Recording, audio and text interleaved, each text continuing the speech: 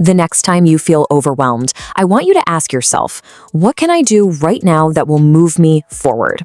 That one single question completely snaps you out of panic. Welcome back to part 3 of our explainer series, Relax Your Mind and Manifest Everything You Want, Stoic Philosophy Secrets. If you've been with us, you know we're building some serious mental armor here. Let's get right back into it. Yeah, and honestly, that opening question is exactly what I need, because I still wake up sometimes with this massive wave of overwhelm, like I'm already behind on 100 different things. Shrinking that massive, terrifying future down to just one actionable step feels so much more manageable. But what happens when you are taking those steps and, well, nothing is happening? You put in the effort, you do the right things, and it's just crickets. In our incredibly fast-paced world, sitting around waiting just feels like failing. Right? It feels like you're falling behind. And that brings us straight to secret number 3, trust in divine timing. We are so conditioned for instant gratification, aren't we?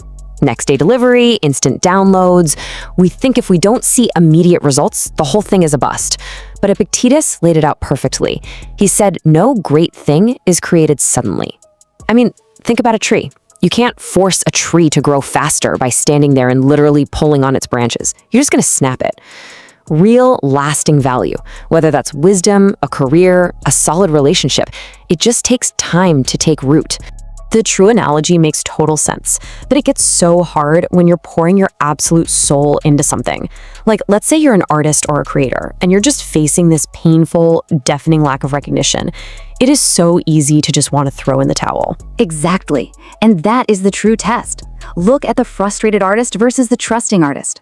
The frustrated artist becomes bitter. They lose their faith and eventually just give up because they aren't getting that external applause right away. But the trusting artist, they see it differently. They know that every single brushstroke, even the ones nobody will ever see, is preparing them for something bigger. They value the process itself. Which actually echoes Socrates beautifully. He said, to do is to be. The growth is happening in the doing. If you are entirely obsessed with when the big payoff is coming, you are totally missing out on who you are becoming right now in the trenches. Okay, conceptually, I am totally on board with Socrates. But practically speaking, how on earth do you maintain that kind of patience when everything in you is screaming to hit the fast forward button? Well, the Stoics have a brilliant answer for that: radical acceptance. Marcus Aurelius wrote, "Accept the things to which fate binds you." You see, you can't control the timeline, but you can control your actions today. Instead of fighting life's natural rhythm, lean into it. If it hasn't happened yet, it's probably because you're still becoming the person who's actually ready to handle it. Wow, that completely flips it. It's not a delay, it's preparation. But moving on to the next one, I've noticed this really frustrating pattern. Whenever I desperately chase something, a job, a connection, it's like my own desperation actively pushes it away. Oh, absolutely. It's a universal law, and it is the core of secret number 4. Act with purpose, not desperation. Desperation just repels things, right? But purpose attracts. Epictetus gives us the ultimate blueprint for this. He says, first say to yourself what you would be, and then do what you have to do.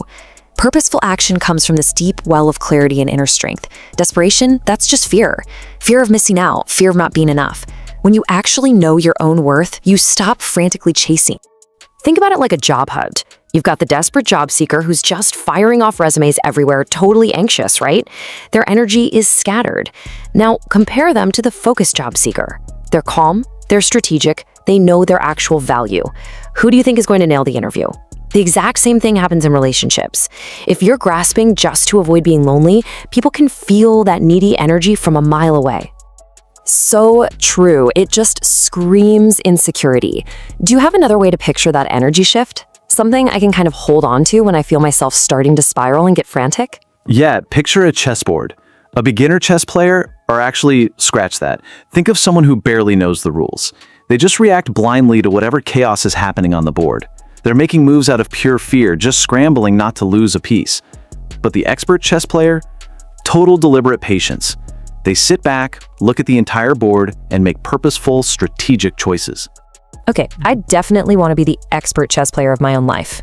How do we actually make that shift, mechanically speaking? 3 simple steps. First, get crystal clear on your why.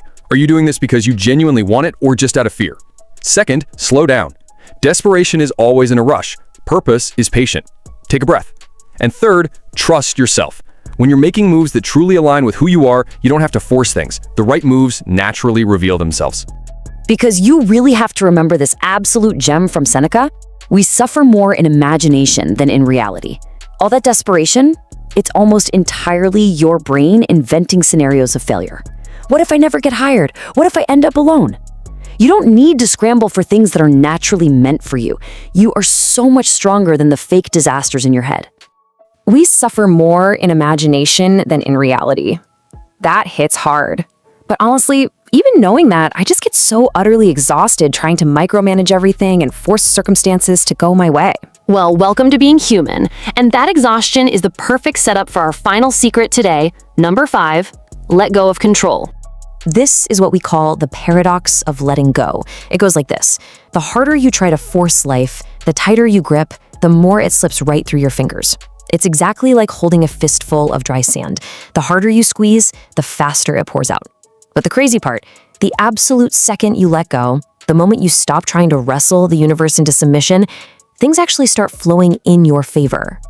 Which brings us to the ultimate philosophical climax of our explainer today. Epictetus said, "Freedom is won by disregarding things beyond our control." True freedom isn't finally getting a tight leash on your whole life and everyone in it. That is a miserable, exhausting trap. True freedom is just completely releasing the need to do so. You just let it go. Man, releasing the need to control. That is terrifying for sure, but also it feels incredibly liberating.